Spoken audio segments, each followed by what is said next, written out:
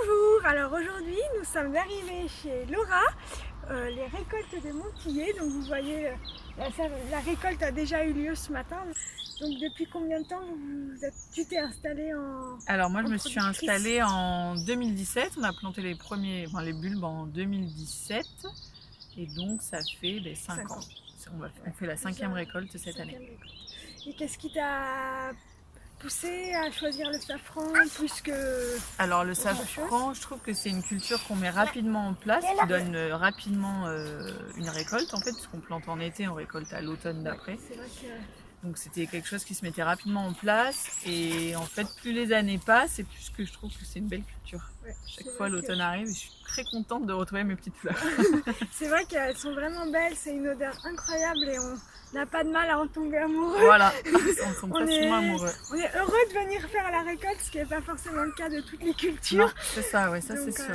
tu as commencé à commercialiser après ton safran pur et puis petit à petit tu as développé aussi des produits safranés. Nous, ce qu'on veut en priorité, c'est vendre en pistil, surtout aux restaurateurs pour qu'eux ils puissent derrière élaborer leurs propres recettes. Ouais. Après, avec des amis, on fait aussi pas mal d'activités traiteurs, de repas. Donc nous, on essaie vraiment de proposer des recettes au safran, en sucré, comme je te disais. Nous, on aime vraiment en sucré.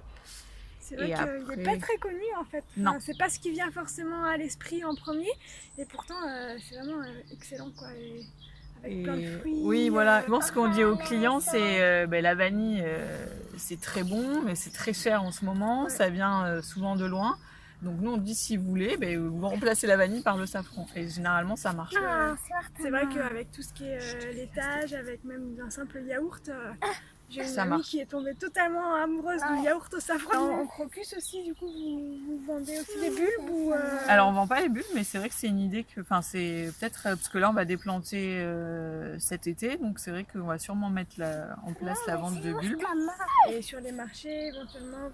Et sur les marchés, la vente de pistils et donc on fait les gâteaux aussi, on fait les gâteaux. Là j'ai fait des sauces tomates au safran qui sont toutes parties. On participe surtout à des foires bio où c'est des événements ponctuels où là les gens arrivent déjà intéressés. D'accord. Donc c'est beaucoup plus facile de vendre que sur des marchés plein vent classiques, quoi.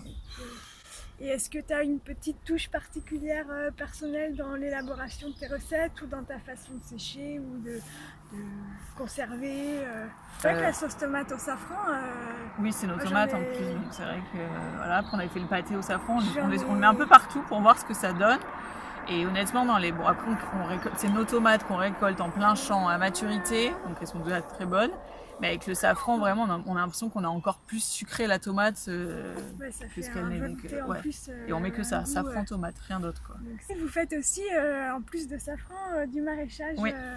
On fait le maraîchage et du coup, c'est vrai que c'est une bonne occasion de tester les recettes avec les légumes. Oui. Ça se marie quand même avec beaucoup de légumes, le safran. On pose à la visite aussi des gens de venir visiter Alors pour l'instant, on l'a pas mis en place, mais on a une grosse demande. Donc je pense que l'année prochaine, quand on va déplanter et qu'on va replanter, j'aimerais bien faire peut-être une petite parcelle exprès pour les visiteurs. Même pour l'école, on a des demandes de centres aérés ou des choses comme ça. Et c'est vrai que ce serait quelque chose que j'aimerais beaucoup mettre en place, quoi. Ah, on est sur une parcelle, mais vous avez commencé un peu plus grand. Oui. Et vous avez combien à peu près en moyenne de production?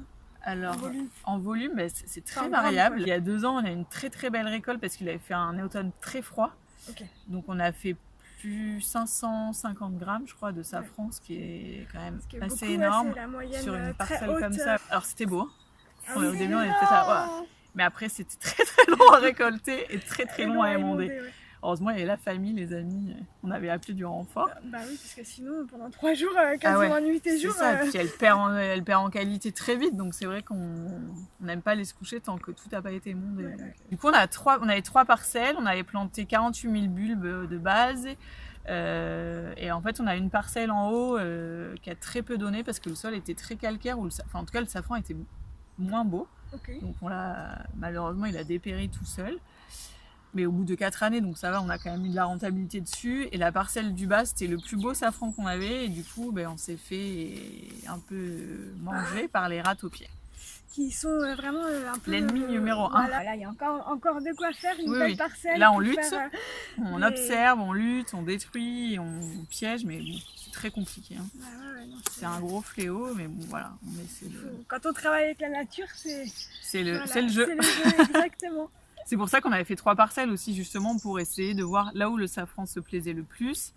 Et si on avait eu des dégâts, parce qu'on avait déjà entendu parler de ces dégâts, vraiment essayer au moins de pouvoir contrecarrer ça, quoi. Et est-ce que sinon, tu travailles pour d'autres produits en collaboration avec des producteurs locaux sur d'autres produits dérivés au safran? Alors là, du coup, je te disais, on a pris du vin blanc à un producteur à côté pour faire une gelée de vin blanc au safran.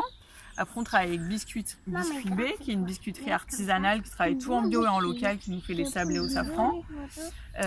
Ça, et donc là, je travaille avec 2 agricultrices qui font des herbes aromatiques et qui vont me fournir la mélisse pour faire la tisane. Ok.